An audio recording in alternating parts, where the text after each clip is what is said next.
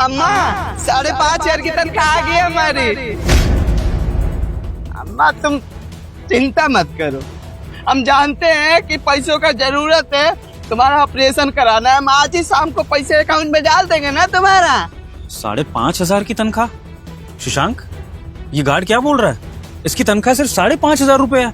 पर ऐसा तो हो ही नहीं सकता। सिक्योरिटी गार्ड की मिनिमम सैलरी 15,000 होती है हमारी कंपनी में, और इंक्रीमेंट के बाद तो 20,000 तक भी हो जाती है। तो ये क्या बातें कर रहा है कि 5,500 की तनख्वाह है? पर शशांक, ये तो बताओ मुझे कि सिक्योरिटी गार्ड का काम तो गेट पे ड्यूटी करना होता है। ये हमारा गार्ड इस तरह से पोछा क्यों मार रहा है? ये काम तो सफाई कर्मचारियों के होते हैं ना, तो ये काम क्यों कर रहा है गार्ड? इसका जवाब दो जरा मुझे। सर, इसको ये सब करने के लिए हर्षिता मैडम ने बोला है, और मैं उनको मना करा था कि सिक्योरिटी गार्ड से ये पोछे वाला काम मत करवाओ। लेकिन सर, हर्षिता मैडम ने मुझको भी धमकी दी है कि अगर तूने कुछ बोला ना तो तेरी नौकरी भी खा जाऊंगी। और सर, उन्हीं के डर से ये गार्ड यहाँ पोछा मार रहा है, क्योंकि उन्होंने इसको ऑर्डर दिया है कि पोछा लगा गेट पे। ठीक हो जाओगी अम्मा, रो मत। तुम्हारा बेटा जिंदा है ना, तुम्हें कुछ नहीं होने देगा। काम तो कर रहा है ना। अच्छा, तो ऐसी बात है। शशांक, अभी जो मीटिंग के लिए जा रहे थे वो पोस्टपोन कर रहा हूँ, बाद में चलेंगे। तुम जाकर इतना फर्दर डॉक्यूमेंटेशन देखो, बाकी मैं इस मैटर में जो हो सकता करता हूँ। और हाँ, तुमने अच्छा किया कि तुमने आवाज उठाई, तुमने अपना काम कर दिया। अब जब मैं तुम्हें बुलाऊंगा तब मीटिंग में चलेंगे, ठीक है? तुम जाओ। हाँ, हम अपना ध्यान रखते हैं बढ़िया से, काम भी अच्छे से करते हैं, कोई मेहनत वाला काम नहीं है। नहीं, चिंता मत करो, ठीक से खा लेना, ठीक है? और पैसा निकाल के डॉक्टर साहब को दे देना और ऑपरेशन करवा लेना। हाँ, रखते हैं अम्मा, नमस्ते। राहुल साहब नमस्ते। राहुल, ये फोन पर किससे बातें कर रहे थे? ये अम्मा से बात कर रहा था। माफ करिएगा, आज के बाद नहीं करूंगा, कसम से। नौकरी से मत निकालिएगा। ऐसी क्या जरूरी बात थी जो तुम ड्यूटी के वक्त अपनी माँ से बात कर रहे थे? ड्यूटी के बाद भी तो कर सकते थे, बोलो। वो अम्मा का ऑपरेशन करवाना है, एक बीमारी हो गई है, तो वही तनख्वाह मिली थी ना, तो अम्मा को बता रहे थे कि मिल गई है, शाम को भेज देंगे, ऑपरेशन करवा लेना है। यही बात बताने का माफी चाहते। आप नहीं करेंगे, कल बोल दिए ना, नहीं करेंगे आप बात आज के बाद कभी भी नहीं। कितनी तनख्वाह है ये? 5,500। यही तनख्वाह मिलती है तुम्हें हमेशा, है ना? जी। लो, मुझे पकड़ा हुआ तनख्वाह। ये अब हमारी है ना, काम की, ये पैसा मिल गया, अम्मा को भेजना है ना, तो आपको। राहुल, ये तनख्वाह तुम्हारे बॉस के अकाउंट से होते हुए आई है, तो अगर तुम्हारा बॉस इसे तुमसे वापस मांग रहा है तो तुम्हें ये वापस करनी पड़ेगी, अगर तुम्हें आगे नौकरी करनी है तो जैसा कह रहा हूँ वैसा करो। ये सैलरी मेरे हाथ में दो, जल्दी। माफी मांग रहे, फिर भी। बस एक शब्द और नहीं। जब मैं अपने कैबिन में बुलाऊंगा तब आ जाना। फिलहाल के लिए सैलरी मेरे पास है, ठीक है? और हाँ, ड्यूटी पे दोबारा फोन पे बात मत करना। अपने काम पर ध्यान दो, जो भी कर रहा है।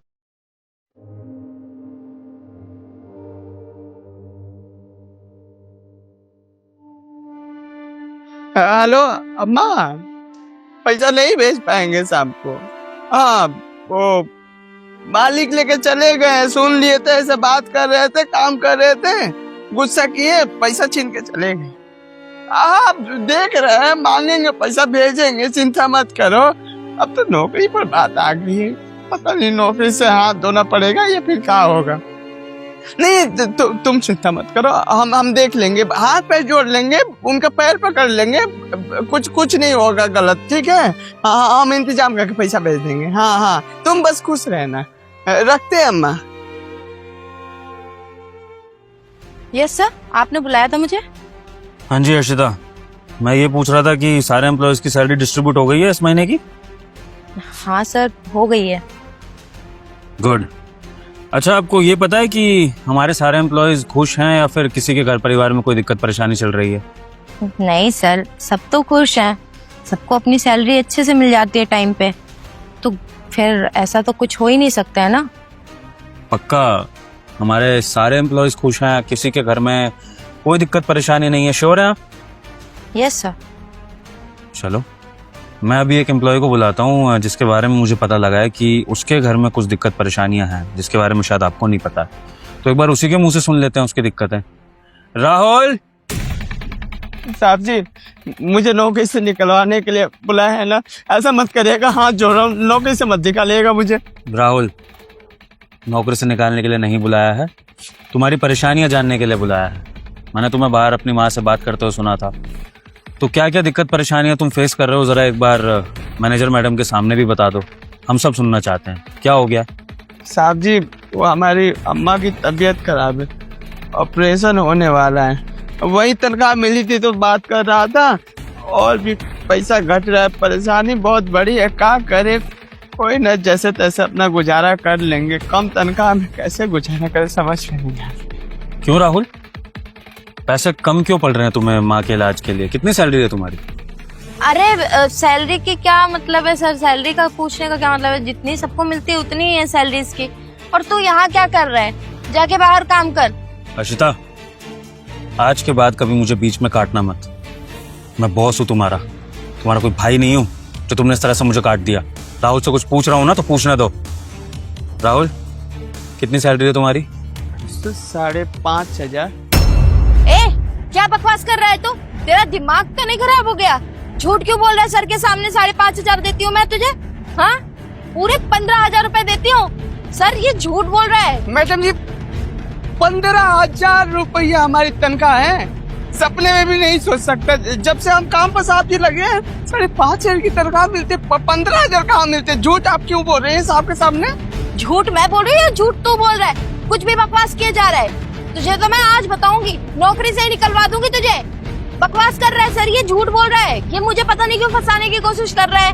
मैडम जी बस करिए, अगर 15,000 की तनख्वाह हमारी होती तो ऐसे आके साहब के सामने रोता थोड़ी, माँ का ऑपरेशन करवा लेता। साहब जी ये हम कसम खा के बोल रहे हैं, हमें 5,500 की अपने अपने हाथों में लिया था ना, तनख्वाह आपके पास है ना, गिन लीजिए 5,500 रुपया। ओए ड्रामेबाज, ड्रामा कम कर तू। तुम लोगों की ना यही हरकतें मुझे पसंद नहीं आती।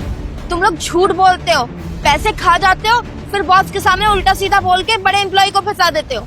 इनफ, बहुत चिल्ला लिया आप दोनों ने। दोनों में से आप जो भी गलत हैं या सही हैं उसका पता लगेगा सबूत से। तो हर्षिता, आपके अकॉर्डिंग आपने राहुल को 15,000 रुपए दिए हैं और राहुल के अकॉर्डिंग उसको 5,500 रुपए मिलते हैं, ठीक है? और ये कैश मैंने खुद राहुल के हाथों से लिया है जो 5,500 रुपए है, ठीक है?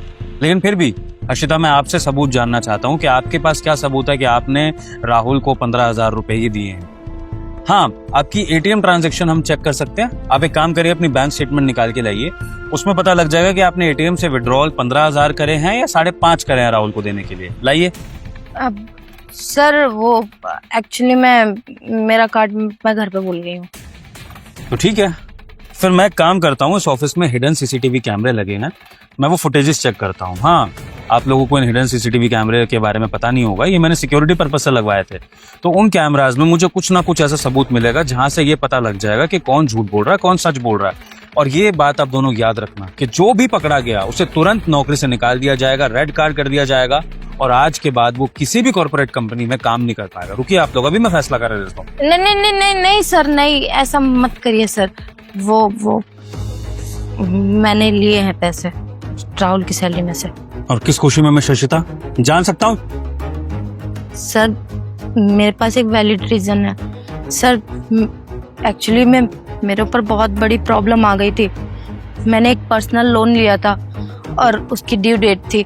अगर मैं उसको नहीं चुकाती तो बहुत ज़्यादा प्रॉब्लम हो जाती। वो लोग शायद मेरे घर पे भी पहुंच जाते और मेरी फैमिली को सब कुछ पता चल जाता। तो बस इसीलिए मैंने इसकी सैलरी में से पैसे लिए थे। वाह मैडम, आपको लोन चुकानी थी ना, हमारे हक के पैसे मार के। हमारी अम्मा के बारे में आप नहीं सोची, बेचारी पिछले 6 महीने से बीमार है। डॉक्टर साहब बोल रहे थे कि ऑपरेशन नहीं होगा तो जान चली जाएगी, फिर भी एक एक दिन घुट घुट के जी रही थी। क्यों? पैसे भी ना। और यहाँ पर मेरे हक के पैसे अब मार रही है। आपको पता है अभी ऑपरेशन क्यों करवा रहे हैं? क्योंकि डॉक्टर साहब जवाब दे दिया ऑपरेशन नहीं हुआ तो तुम्हारी अम्मा गई। समझ रही है मेरे ऊपर क्या बीतती अम्मा के जाने के बाद?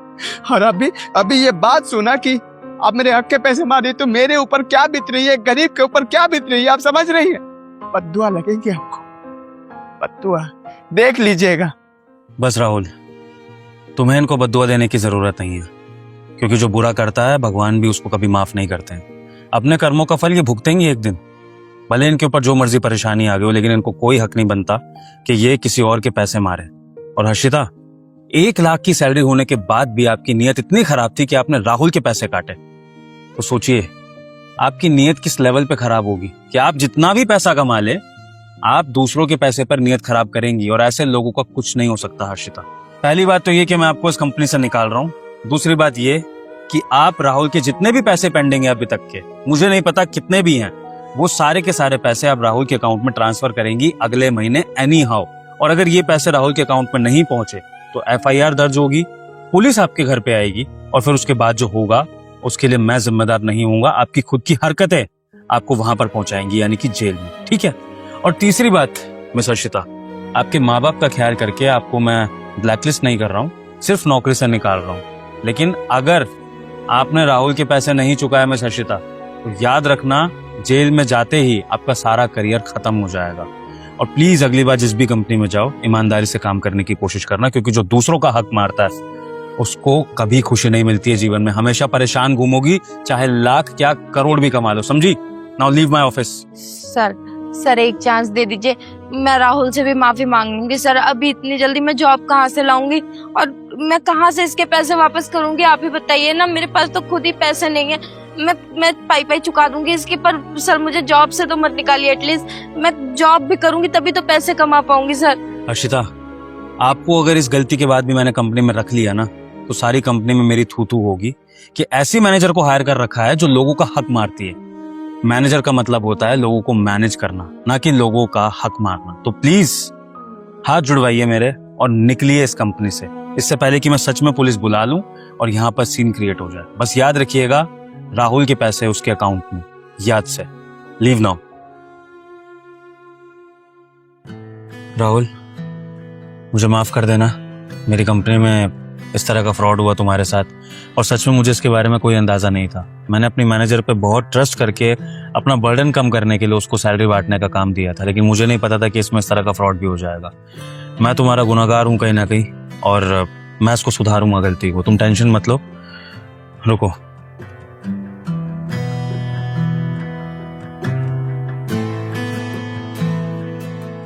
ये जो सैलरी मैंने तुमसे ली थी और ये 50,000, ये रखो और अपनी माँ का इलाज शुरू करवाओ। और तुम्हारी माँ के इलाज के लिए जितना भी पैसा चाहिए होगा राहुल, वो सारा पैसा हमारी कंपनी देगी। और ये तुम्हारी सैलरी से अलग है, तुम्हारी सैलरी 15,000 तुम्हें अलग मिलती रहेगी। माँ के इलाज के लिए जितना पैसा चाहिए होगा वो हमारी कंपनी देगी एज अ कंपनसेशन, जो भी तुम्हारे साथ हुआ, ठीक है। जी शुक्रिया आपका। लेकिन राहुल, एक बात ध्यान रखना, अगर इस कंपनी में कभी भी तुम्हारे साथ कुछ ऐसा हो जो तुम्हें सही ना लगे, तो उसके खिलाफ आवाज उठाना या मेरे पास आ जाना। लेकिन गलत पता होते हुए भी उसको सहना मत, क्योंकि सबसे पहले सहोगे तुम, फिर तुम्हारे घर वाले, और उसके बाद भले ही मैं तुम्हारे साथ इंसाफ कर दूं, लेकिन ऐसा ना हो कि इंसाफ करते करते इतनी देर हो जाए कि तुम बाद में रिग्रेट करो। तो आगे से तुम्हारे साथ किसी भी तरह का फ्रॉड तुम्हें लगे हो रहा है, तो तुरंत आवाज उठाना या मुझे बोल देना, ठीक है। जी साहब जी, वो गांव में अम्मा की तबीयत खराब है ना, तो क्या हमें 10 दिन की छुट्टी मिल जाएगी? वहां पर रह के इलाज करवा देते तो अच्छा रहे। राहुल, कोई बोलने की बात ही नहीं है। 10 दिन तो क्या, तुम्हें पूरे 1 महीने की छुट्टी चाहिए तो जाओ, मेरी तरफ से तुम फ्री हो।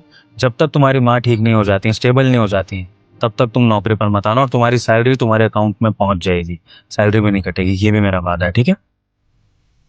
शुक्रिया, बहुत बहुत शुक्रिया। हम चलते हैं। हाँ, फटाफट से गाँव निकल जाओ।